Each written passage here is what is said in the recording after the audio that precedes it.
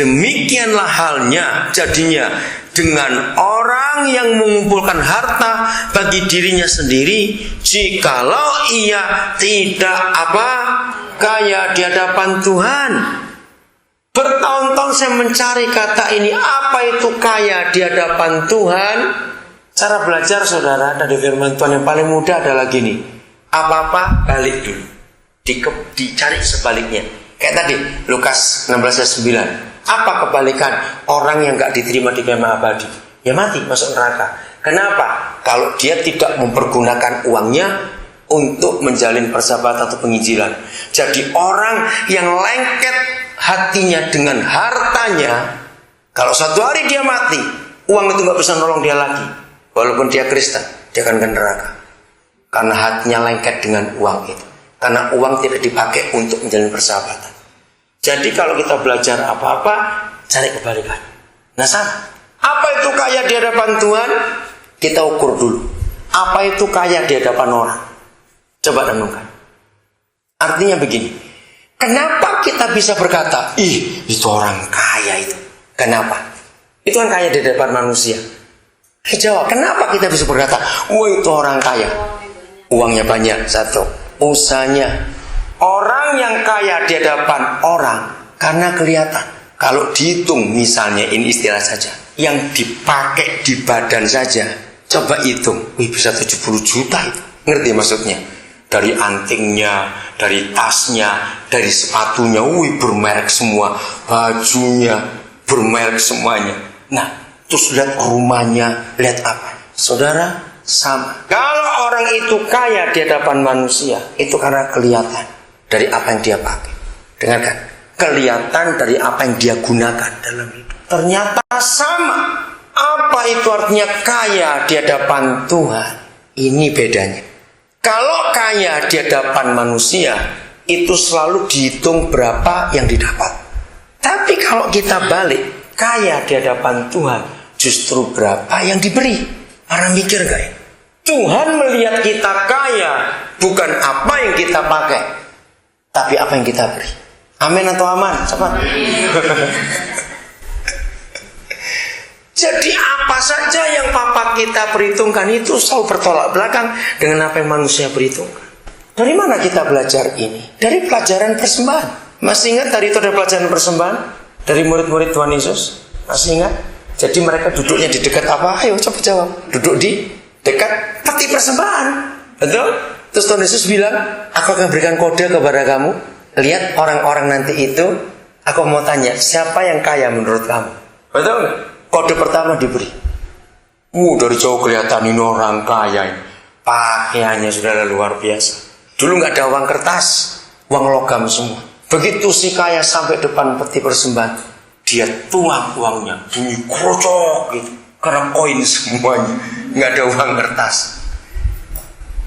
Udah, Jumat masuk, nggak berapa lama, Tuhan Yesus beri kode lagi. Kelihatan orang ini miskin dari pakaiannya. Begitu mereka dapat kode, mereka perhatikan, cuma bunyi klitik. Kenapa? Ayo, kenapa klitik bunyi gitu? Kenapa? Karena cuma satu koinnya. Setelah semua jemaat masuk, pelajaran dimulai. Nah, menurut kamu, siapa yang kaya? Ya, logikanya yang kurocok tadi dong. Yang uangnya banyak. Enggak. Tapi yang kritik. Loh kenapa? Jadi begini. Tuhan Yesus berkata, yang kedua itu memberi separuh dari yang dia punya. Artinya, kalau yang pertama itu kekayaannya 40 miliar. Dan hari itu dia bisa beri 200 juta. Gede loh, 900 juta itu. Betul? Tapi yang orang miskin ini, dia hanya punya 10.000 rupiah. Dan dia beri 5.000 hari ini. Ngerti? Jadi cara Tuhan menghitung apa yang kita beri, itu bukan apa yang kita beri.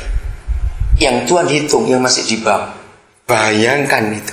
Siapa yang tahu uang kita di bank kalau bukan Tuhan saja yang tahu. Kadang-kadang suami istri pun sering sembunyi-sembunyi. Berapa jumlah nggak ada yang tahu. Tapi Tuhan tahu. Berarti orang kaya itu akan dinilai sama persembahannya dengan orang miskin ini. Kalau dia memberi berapa, coba jawab. Ya ayo. Tadi saya bilang berapa miliar kekayanya? 40 miliar. Jadi dia harus memberi 20 miliar. baru dia dihitung sama. Nah, itu Bapa kita. Saya ulangi lagi, kaya di hadapan Tuhan itu bertolak belakang dengan kaya di hadapan manusia. Maka itu mari kita jujur. 11 bulan kita sudah lewati tahun ini. Berapa yang kita beri? Jangan bilang untuk Tuhan. Salah di gereja berkata untuk Tuhan. Salah. Itu kata-kata yang merusak.